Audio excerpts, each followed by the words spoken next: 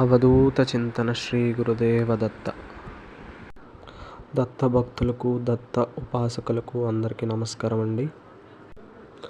మాది పశ్చిమ గోదావరి జిల్లా కొయ్యలగూడెం మండలం అంకాలగూడెం అండి.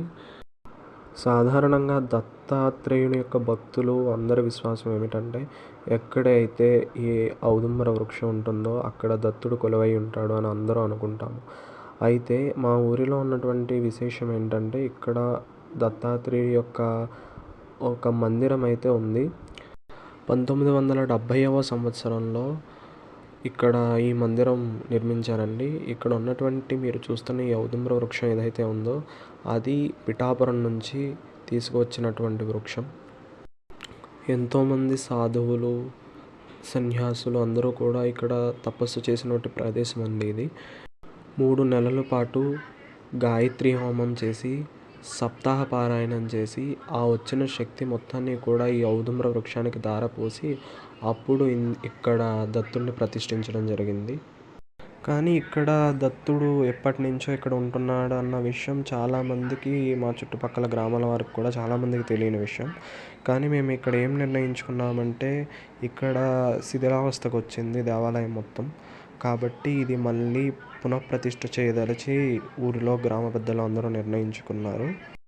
ఇక్కడ ఉన్నటువంటి వృక్షం కింద ఎవరైతే గురుచరిత్ర నిష్టగా సప్తాహ పారాయణం చేస్తారో వాళ్ళకి కోరిన కోరికలు తీరిన వాళ్ళు, దత్తుడి యొక్క అనుగ్రహం పొందిన వాళ్ళు చాలామంది ఉన్నారు. ఈ వీడియో చేయడానికి కారణం ఏంటంటే, ఇప్పటి నుంచైనా దత్త భక్తులకు, దత్త బంధువులకు అందరికీ కూడా ఈ విషయం తెలియాలన్న ఇదితో చేస్తుండడం జరిగింది. ఈ దత్తుడి విగ్రహం ఏదైతే ఉందో అప్పట్లోనే పిఠాపురం నుంచి తెచ్చి ప్రతిష్ఠించడం జరిగింది. ఇదే ప్రదేశంలో ఇప్పుడు ఉన్నటువంటి ప్లేస్లోనే మళ్ళీ కొత్తగా ఆలయాన్ని నిర్మించాలని అందరం అనుకోవడం జరిగింది. కాబట్టి దత్త భక్తులు అందరూ కూడా అందరి సహకారంతో ఇది అందరికీ తెలిసే విధంగా ప్రతి దత్త భక్తుడికి కూడా ఇది పంపిస్తారని ఆశిస్తున్నాను. అందరి సహకారాలతో ఈ గుడి నిర్మాణం జరగాలని కోరుకుంటున్నాము. ప్రతి దత్త భక్తుడు కూడా ఇందులో పాల్గొనాలని ఆశిస్తున్నాము. ఆలయం నిర్మాణం మొదలుపెట్టి అప్పుడే ఒక 2 రోజులు అవుతుంది. శంకుస్థాపన చేయడం జరిగింది.